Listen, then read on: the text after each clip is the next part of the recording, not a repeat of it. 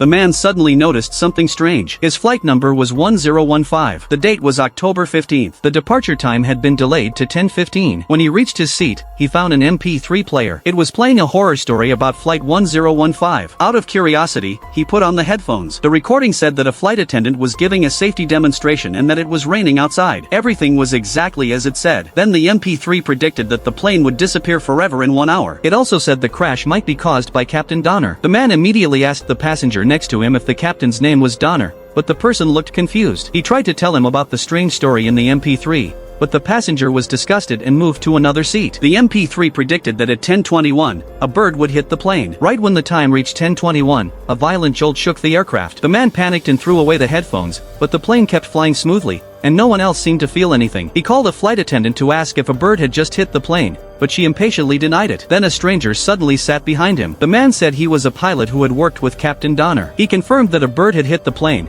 but explained that the crew usually did not tell passengers about such events. The man grew nervous again as the MP3 continued, predicting the crash time as 11:15. By then, it was already 10:30. He realized he could not just sit and wait, so he caused a disturbance to get the captain's attention. But the MP3 continued, saying that before the crash, a mysterious man had caused trouble, and the voice in the recording was his own. After that, the captain said "Good night, New York" to the ground crew, and the plane disappeared completely. The man begged the captain not to say "Good night, New York," or there would be a crash. The air marshal thought he was crazy and arrested him. With only 5 minutes left, the man had to find a way to stop the tragedy. Suddenly, the pilot came over and said he believed him. If he replaced the captain and turned the plane around, maybe the disaster could be avoided. The pilot also said he would lower the cabin pressure to make everyone fall into a deep sleep so they would not panic. With only 1 minute left until 11:15, he gave the man an oxygen canister and promised to meet him again after the danger passed. Then the pilot walked into the cockpit, and a struggle appeared on the surveillance screen. The cabin quickly became chaotic, but as the pilot lowered the cabin pressure, the panicked passengers slowly fainted from lack of oxygen. The man was about to meet the pilot when he heard the pilot thank him for his cooperation.